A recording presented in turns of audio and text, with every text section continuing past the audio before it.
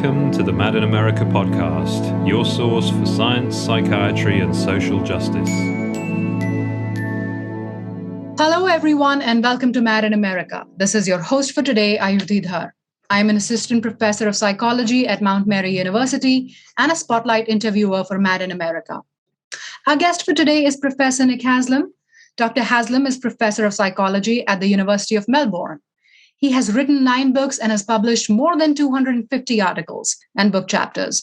Dr. Haslam's work is expansive and his interests are diverse. He has written about personality, dehumanization, but today we will talk about his work in the field of psychiatric classification, biogenetic explanations, and stigma, and a lot more. Dr. Haslam, Nick, welcome to Mad in America. Thanks so much for having me. All right, so let's dig in. You are most well known for your work on concept creep. Could you quickly just tell us what it is? And more than that, how did you end up being interested in this? Well, that's a long story, but I'll keep it brief. Look, concept creep, as I define it, is the tendency for concepts to do with harm, suffering, maltreatment, things like that, to expand their meanings over time. So what I write about when I talk about concept creep is how over a period of decades, some of the concepts we use come to refer to a wider range of things. So to give you an example, bullying is a harm concept as I see it. And 40 or 50 years ago, bullying referred only to certain kinds of peer aggression carried out by children, where it was intentional behaviour that was repeated multiple times and done in the context of a power imbalance. But over time, people have come to use bullying to refer to a much wider range of phenomena. For instance, bad behaviour in workplaces among adults, not just bad behaviour by children in playgrounds, behaviour that isn't repeated, behaviour that isn't intentional, and behaviour that isn't even carried out in downwards in a power hierarchy. You can bully people above you, or you can bully laterally now. So the concept is now referring to a wider range of phenomena. So that's an example of what I mean by concept creep. And look, I'm not really sure when I discovered this idea, because often you find you just notice things over a period of time. And I've got friends from grad school who think that I was talking about it way back then, which is now 25 years ago. But I think you just start noticing patterns. And part of what you do if you're marinating in ideas for a living, which is what I do, is you start to see patterns. And so whereas I think everyone's aware of this idea that concepts of mental disorder or illness, or however you want to call it, have been broadening over historical time, maybe they weren't also aware that concepts of prejudice have been broadening, and concepts of bullying have been broadening, and concepts of abuse and addiction and trauma have been broadening. And so what I was trying to do was to identify a pattern going on here where there seems to be something similar, kind of conceptual inflation that's occurring across a wide variety of concepts. Related to this is the idea of harm inflation that you have written about. Can you just get into it a little bit, and then we can, move on to some of the examples and stuff? Sure. So, harm inflation is just another way of referring to the same basic phenomenon. So essentially what I'm saying is that concepts to do with harm, and as I say, I include among those concepts like bullying and abuse and illness and violence and hate and a range of things like that, tend to broaden. And what might be causing that is some rising sensitivity to harm, or inflating our understandings of what harm is.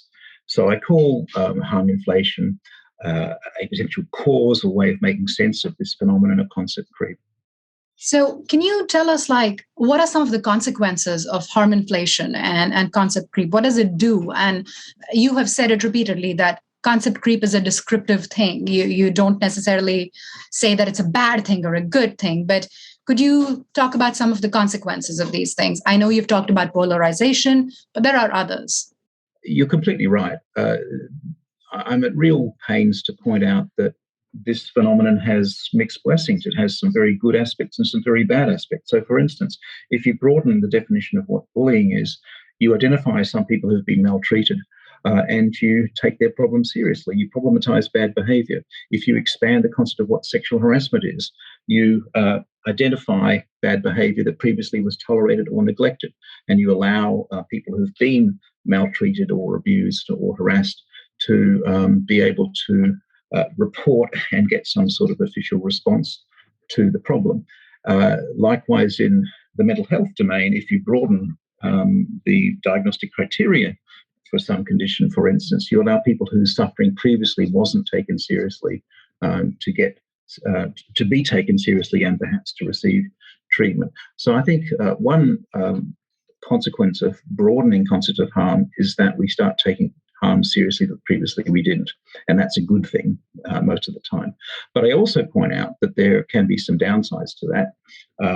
You can become overly sensitive. You can dilute concepts of harm, and so that people trivialize them. You can leave people who've experienced severe versions of the harm to feel that their problems are being diluted or trivialized by this promiscuous use of concepts in much looser ways.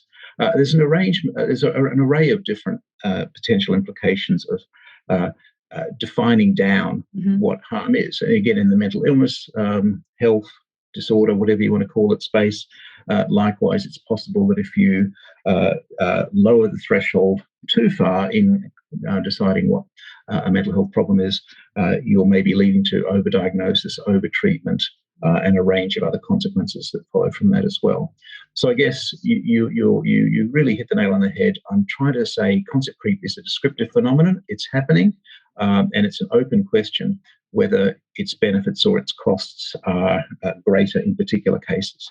So if you really had to say, do you see more dangers or do you see more positives when it comes to the mental health domain of this widening of borders?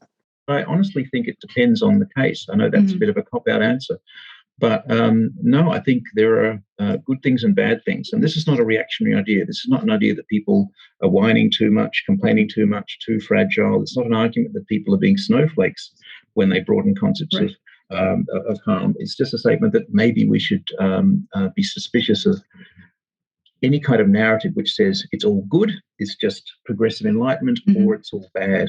So I think it's been frustrating to see that some of the people taking up this idea have used it basically as a rod, to castigate liberals in the American sense, which it wasn't intended to be. And it was also a bit of an eye-opener, possibly in a good way. When I originally published the paper in 2016, I got a lot of commentaries from scholars. And it was a revelation to see that basically people who were my age and older tended to like the idea, and people who were younger tended not to like the idea too much. And I thought sometimes they did caricature it, that they were sort of fitting me into this picture of opponent of the culture wars and sort of reactionary idea. And it's not a reactionary idea. It's a descriptive idea of something that's going on that might have ambivalent consequences. Okay, so let's get into one of the consequences of harm inflation that you've talked about, right? Which is what we talk about in Mad in America, the issue of mental disorders and diagnosis. I'm specifically interested in how these changing concepts of harm can change our self-concept, and they can change our social identities. Can you tell us a little bit more about that? Yeah, and look, again, without wanting to be too difficult, I would say that, yes, indeed, there can be negative implications, but there also can be positive implications. So, for instance, if a concept of a diagnostic entity broadens its definition, or I think as we might talk in future in case of trauma, if we broaden what counts as trauma, more people will see themselves as being disordered, more people will see themselves as being traumatized, and that can be a good thing. So I'm certainly not arguing that this is invariably a bad thing. For instance, if you identify with a group that can give you a positive identity, it can give you a community of people to relate to, it can give you a way to understand your experiences, identities are valuable. And so broadening or expanding or inflating of, mental illness-related identity isn't intrinsically a bad thing. But I think it can be a bad thing in particular cases. And of course, not everyone incorporates that aspect of themselves into their identity. That's to some degree a choice. But it can be if the identity you take up from that is one that implies that it's a permanent part of who you are. and that if it's limiting in some way in your scope for behaving and for your sense of having a possible recovery in your future. And I know recovery is a complicated concept as well, but occasionally, of course, if you take on a particular identity as having a disorder or being disordered, that can people can take that as a sort of essence of who they are, a sense of who they are and will always be, and that can include a view of oneself as being permanently damaged, which I think would be problematic. Now, again, none of those things always happen, and I'm very mindful that people can have all sorts of good sense of personal meaning and security and familiarity in a particular disorders-based identity. But I think it can also lead to this self-limiting, which I think can be problematic. I think there is some work starting to be done in psychology suggesting that if you have broader concepts of some of these ideas, especially trauma, it can actually have real effects. So a terrific study done not too long ago by Peyton Jones and Richard McNally at Harvard showed that people who were induced to have a broader concept of trauma responded more severely to a mildly traumatic film and developed more post-traumatic symptoms simply as a result of having a broadened concept. So broadened concepts can have problematic implications in some cases, including if they become part of your identity. For instance, if you make a condition part of your identity, even if you have an extremely mild case of it, that may lead to certain benefits, but it may also have certain limiting costs. Right. I mean, I just interviewed Dana Becker, and she's a feminist therapist. And I remember her saying the same thing, that when trauma was being broadened as a feminist and a therapist, she was extremely excited about it. And but the way it got co-opted into milder and milder things getting called trauma, it was quite horrifying for her to see how the concept was diluted pretty quickly. And I think in one of your papers, you write that some of the significant consequences can be like over-treatment and over-diagnosis and the stigma that comes with this kind of a self-concept and identity. Yeah, I think all of those things can happen. And one implication, again, if you're broadening what counts as disordered, then you are not escaping the negative perceptions others may have of people who have that condition, as well as the implications for your own personal identity. So you are more likely to draw stigma from others in that case, and of course that's not a terrific consequence to have. But all of these things are extremely complicated, and it's very hard to form strong generalizations about them. So you were talking about trauma, and that's something I'm especially interested in. And you write that it was specifically in the 1980s and 90s that it started shifting shape significantly. Can you tell us a little bit? I mean, you've already touched upon it, how it has changed, because it is something that my students just enter classrooms, with this idea that trauma is a thing that happens and then stays with you for life. And if you have trauma, then you have PTSD. It's a thing that they understand, and it's very difficult to deconstruct it for them. Look, I think you're describing something that a lot of us have come across, that there's been this, not just a broadening of the meaning of what trauma is, but also just this saturation of our culture with it. Everyone is talking about it. Mm-hmm. And look, that's a good thing in part, because I think all too often our discipline and our profession, and a lot of these professions, have sort of ignored the extent to which rotten things that happen to us in life actually have impacts, and have ignored the fact that our environment and our hardship and our social position is really powerful in terms of deciding mental health. So the concept of trauma allows you, if you like, to recognize the fact that adversity is an important factor, not just things that are wrong with our brains or our minds, but also our societies and our life experiences. But it sort of becomes this blunt instrument if you're using trauma to refer to everything from being assaulted or raped right down to relatively minor interpersonal difficulties, which are just part of everyday life.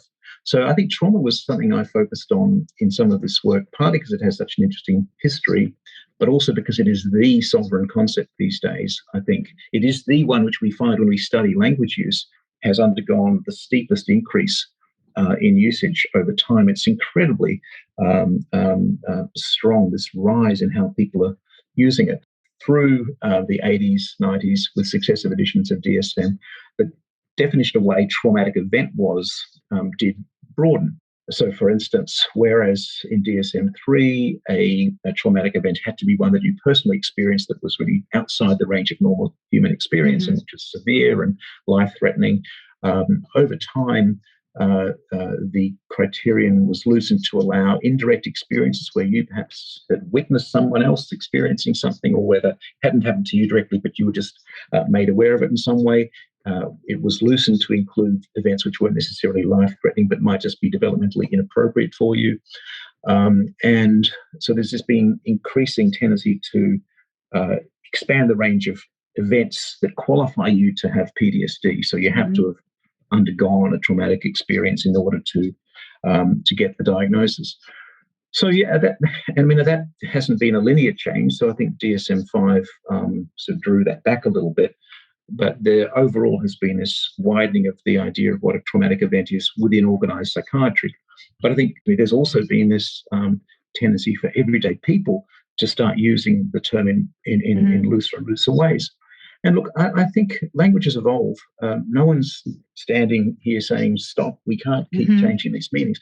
I mean, the words are going to change their meanings, but those changes in meanings might have ill effects. And if you're referring to everything as a trauma, what does the concept mean? Right. And like I said, with my students, often it's seeing them. I witness the ill effects of that, right? In which things that happen in their lives, often awful things and often not that awful.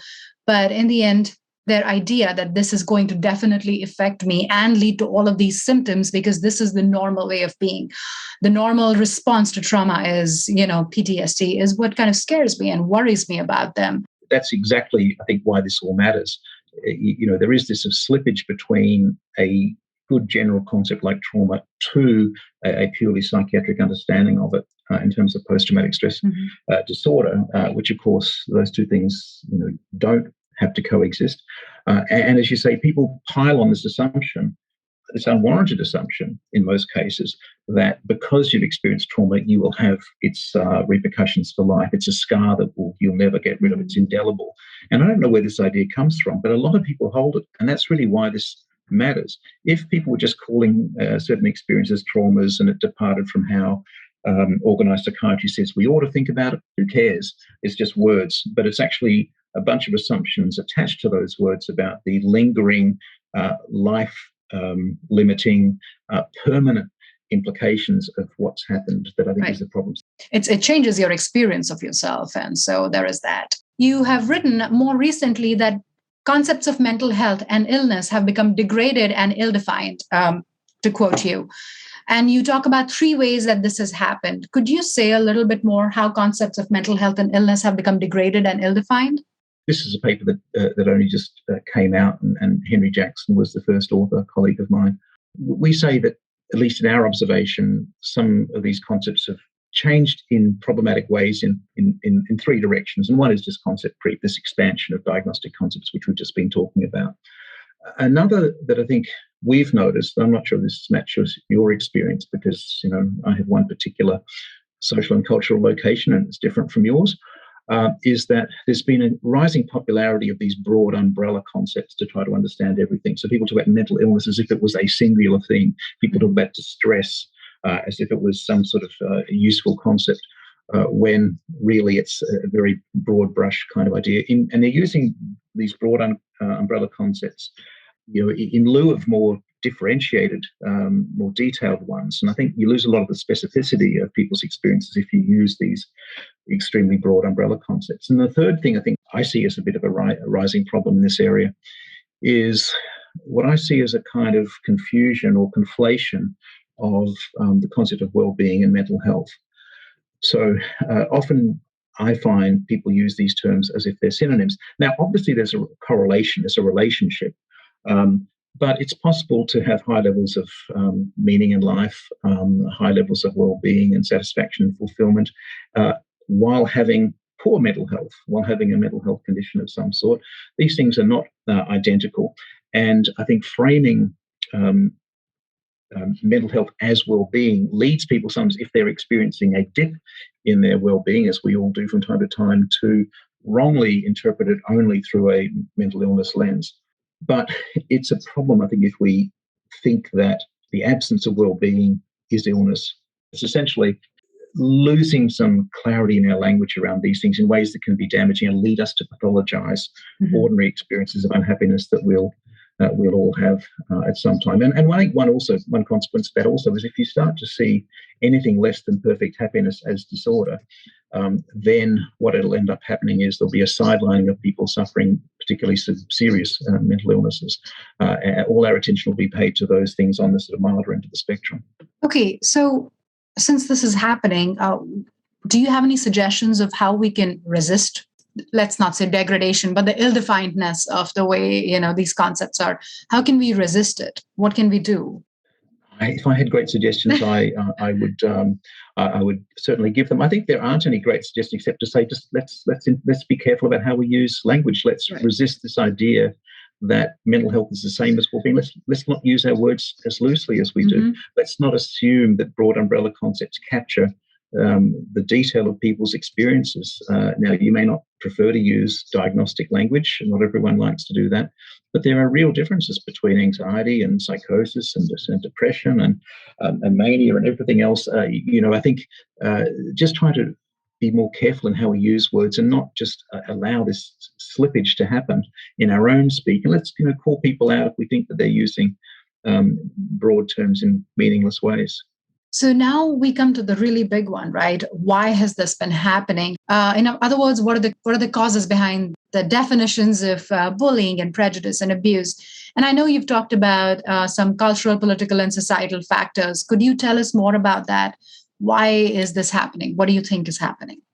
It's a really tough question because it's complicated. I mean, any kind of cultural trend is likely to have multiple intersecting causes, and so we don't pretend to have discovered the truth about this. But I think what I think is at the core of this pattern, because I think it is a pattern that lots of harm-related concepts are inflating their meanings in the same kind of way, is it's revealing an underlying shift in the culture towards greater sensitivity to harm. So a rising awareness and concern about harm, which of course could be a very good thing, right? So as you become more concerned about harm, you identify milder harms as being harmful, and in a sense, the broadening of the concept is just a manifestation of this rising sensitivity. Okay, so then the question becomes, what's causing that rising sensitivity? And I think we have a few potential contributors to that. One is just something to do with how values are shifting over time. So I think one argument can be made is that we have entered a period, at least in many Western societies, where post-materialist values are dominant over more materialist ones, meaning people are, on average, not as concerned just about material survival and well-being, but also on self-expression and also on well-being in a sort of more general sense, not just material well-being. And this focus on personal suffering therefore becomes more prominent in that context. You could say that this rise in post-materialist values is one of the societal changes that's leading to a greater concern about forms of harm. Another argument is that maybe it partly reflects shifts in the underlying degree of exposure people have to adversity. So again, adversity is very unevenly distributed in our society. I understand this is not a statement about all people, but compared to our lives 100 years ago, there just simply is less exposure for most people to really serious adversity. So it makes sense that we become sensitized to less severe ones. So one argument goes that at some level, broadened concepts of harm reflect the fact that harms have become rarer. Severe harms have become rarer on average. I think some examples of concept creep are actually deliberately caused and promoted by people for activist reasons, often good activist reasons, or caused by institutions which have official definitions of concepts like DSM definitions of mental illnesses. So, for instance, you can use a concept like violence, the tendency to see violence not just as physical hostility, but also as something that can be done to people through words, is a controversial idea, but it is being put forward by people who are trying to outlaw certain kinds of what they seem to be as bad behaviour. So the expansion of the concept is done in order to problematize things that people want to have problematized. So there's no single explanation, sadly. If there was a single easy to capture explanation for why concept creep is happening, we probably would have identified it. But I think there's some mixture of cultural shifts, shifts in exposure to adversity, deliberate political acts of semantic changes of words. And but I think the other thing, just some of our research has shown, is that there really have been shifts in how much people care about harm, at least in the culture. And so we find that from about 1980, there's been a fairly steep rise in the extent to which harm language has been prominent, in English at least. It's a very steep change, something culturally switched around about that time. And we think that's why some of these creeping concepts have crept since about the 1980s. And we do know that the more a concept gets used, the more its meaning broadens. So popular concepts tend to broaden their meanings, tend to be used in more and more contexts. And our sort of linguistic research shows that that's one of the main drivers. So as concepts like trauma become more popular, as a result, they start to be used in more diverse ways. It reminds me of two things. One, what you said about fewer adversities as compared to, let's say, a few hundred years ago. That would explain the vulnerability paradox that we see, which is that people in areas where there are more adversities tend to report lesser cases of PTSD. And the saturation of some of the concepts that you're talking about, right? How common they have become, how prevalent they are. I think it's Anna Frawley's work who talks about psychological fads, these ideas that come into our collective consciousness, especially in psychology, and they just kind of come and then they whisper away after a few decades. From self-esteem to well-being used to be one of those, and everything is about self-esteem, and then it just goes away after a point. No, look, I've just got to agree with you. I think certain ideas do catch on, and as they catch on, they get used in more and more broadened ways, and that's part of what actually is their death knell, because when the concept gets overused, people start realizing that it's actually lost some meaning. So there's always going to be some pendulum swings, but I would say this goes beyond one or two verbal fads, because I think there is a real pattern of lots and lots of harm concepts all broadening it around about the same time, revealing something general about what's changing. And as you say, there's lots of factors that contribute to that. Thank you so much. So you have written, especially with, I think, John Reed, about the relationship between stigma and biogenetic explanations, right? These explanations that say that, let's say, that reduce mental issues to purely biological things. And you call it a mixed blessing. So can you kind of tell us what have you found about biological explanations and biogenetic explanations and what they do to stigma when it comes to mental health issues? Certainly. And as you say, I think it's John Reed who really turned me onto this work. And some of the early work I did was basically as a passenger with him in the driver's seat, doing some really important research. So I'll shout out to John. Look, I think what we were interested in this work was looking at whether this very popular idea that accounting for mental health problems in terms of brain dysfunction, chemical imbalance, hereditary influences, whether that was overall a good thing, as some people had thought. I mean, it's not a completely ridiculous idea to think that if only we could see mental health problems as akin to, physical diseases like diabetes or cancer, that maybe the stigma would go away. And a lot of people had the thought that if only we convince the public that these things, these conditions are not weird and scary, they're just like any other kind of physical ailment, that the public would say, "Oh, okay, well, in this case, we won't fear them, and we won't be averse to them." And we just wanted to investigate whether that was true. And I guess what I did with, again, led often by PhD students, was explore the implications of holding biogenetic explanations or being given a biogenetic explanation in an experiment, what implications it had for stigma. When you see stigma not just as this monolithic thing, liking versus disliking, but break it down into its components. So as you well know, you can think about stigma as having lots of different dimensions. One can be how much you blame and hold someone responsible for their experience and behavior. One can be about how dangerous or unpredictable you think the person with the condition is. One can be how pessimistic you are about their chances of recovery. So why we called it the mixed blessings model, the conclusion we came out of it was that what we found was that consistently studies showed that people who endorse biogenetic explanations for mental health problems tend to blame those people less, which is a good thing. They're not being held responsible for the problems they might have, which, again, good thing.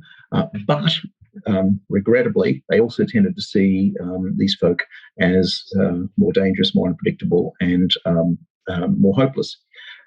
So that's really where we went with this thing. And this was found, we found this in a series of papers, both for just looking at naturally occurring differences in people's explanations for mental health problems. Those who endorse these explanations tend to have more of this kind of stigma and less of that kind of stigma. But also if you do experiments where you lead people to believe that the cause of some problem is a chemical imbalance, let's say, that leads them to become pessimistic and leads them to become averse to the person experiencing it. And it occurs for genetic explanations and also for neuroscientific explanations, which focus more on sort of brain chemistry or brain process functioning. And I think that's a sort of important message because it's we're not trying to say that all biogenetic explanation is bad. We're just suggesting that here's the reason why it hasn't been the panacea to stigma, because although it may have a beneficial effect in reducing sort of moralistic anger and blame, nevertheless, it has this really significant downside in promoting pessimism and fear.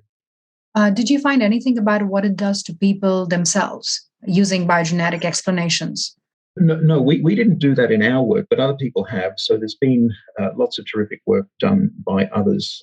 Matthew Leibowitz stands out, and Brett Deacon and a few other people I've brushed shoulders with. And yes, there have been some evidence suggesting that people who have, for instance, depression or have experiences of depression, when they are led to believe that it has a sort of a biochemical cause, they feel less capable of overcoming it. They feel more that the only solution is medication. They are more pessimistic about their outcomes. So it can have implications for the person experiencing the problem. It can also have implications for the empathy of the clinician. So clinicians who endorse biogenetic explanations more in one study were found to be less empathic towards the people they were treating. So yeah, this can have all sorts of implications, not just in terms of public stigma, but also in terms of person's self-stigma and their own understanding of who they are and what their future might hold, and also for the people who are charged with treating them. Okay, thank you for answering that. So let me then ask you, and like you said, there have been repeated studies that have found that biogenetic explanations tend to increase distance and pessimism and ideas of dangerousness and social distance. I think I said that. Then why is it, despite knowing this and despite these findings, why are these explanations still so popular, not just in general public, but even amongst clinicians? Well, I'm sure there's a few reasons. I think culturally, it's just a really prominent way of thinking about people in general. I mean, the rise of medical understandings of a whole range of phenomena has been dominant. I mean, there's been meta-analyses showing that the tendency for people to spontaneously explain mental health problems using these sorts of explanations has been going upward for decades now. So, that's sort of kicking the explanatory can down the road, I realise. But look, I think one is just the massive amount of research that's done and massive media attention that's given to the latest biogenetic discovery, where you don't see nearly as much when there's some sort of psychotherapy trial that shows signs of promise. It's also because I think, this idea of reducing blame is actually powerful. So if you can say that your problem is caused by a chemical imbalance, In some way, that is a nice simplifying story that suggests that it wasn't your unpleasant childhood, or it wasn't your difficult relationships, or it wasn't other things. It provides a nice, simple story. It justifies the fact that people are increasingly seeking out medical solutions to problems, and I'm not disparaging those. I'm just saying that there is one option among many, obviously. I think there's a number of reasons. Simplicity, just the cultural dominance of the medical way of seeing the world, and and the fact that it actually does have one positive benefit, which is reducing blame. Right. You have written about psychiatric dehumanizing terms. Could you tell us what these terms, these phrases are, and what do they do to people? Yeah, look, and I think, again, I've written more about dehumanization in general, rather than in this particular case. I'm a little bit wary of identifying particular terms as dehumanizing, because I think people do have quite different views about this. So some people, for instance, find the idea of service user as dehumanizing. Some people, others don't. They think it's just an appropriate description of that. And some people think patient is dehumanizing, and others think it's a term with a good history, which actually doesn't mean anything about the person being passive, which is the original meaning of patient. Some people hate the word case. They think it's just reducing someone to a diagnostic category and avoiding their individuality. I'm being resistant here, I'm sorry. It's very hard to identify concepts which are invariably seen as dehumanizing. Mind you, treatment resistant is one that I hate, and I think that's probably one which I think in most cases is picturing the person as being an almost deliberate problem, when it just means that what you've tried so far hasn't been very successful. But look, I think to me, despite what we wrote in that paper, it's not so much about particular words that we shouldn't use. It's just the fact that humans are very good at seeing other humans as not fully human and as lesser humans. And it's not necessarily revealed only in the words they use. It's more generally stereotypes of people as being brutish or bestial or infantilized. It's seeing people as lacking emotional depth and individuality. And that happens in a whole range of spheres of life. It's not always revealed in language. And I think a lot of people will experience dehumanizing treatment, even among people who use the latest approved terminology. It always saddens me. I sort of work at the crossroads of social psychology and clinical psychology, and social psychologists study dehumanization, but they do it primarily in relation to race, gender, to a lesser extent class, and they really haven't done nearly as much research as they need to on mental health, on disability, on some of these other important forms of human diversity, because I think there's lots of dehumanizing perceptions out there. I think dehumanization is a dimension of stigma that hasn't really been focused on. And again, when we use the word dehumanization, in the old days, people used to think, dehumanization is when you call people apes or vermin or something like that. And in the modern approach within psychology, it doesn't need to be nearly so blatant and explicit. There can be subtle, non-conscious ways of seeing people as lesser humans. And if you have that broadened concept of dehumanization, you can see it everywhere. There's all sorts of ways, subtle and otherwise, in which people don't acknowledge the full humanness of the people they deal with. And, as Scoffman said, stigma is a discredited identity. So this was wonderful. Thank you again for doing this. No, thank you. That was terrific. Thank you for listening to the Mad in America podcast. Visit madinamerica.com for more news, views, and updates.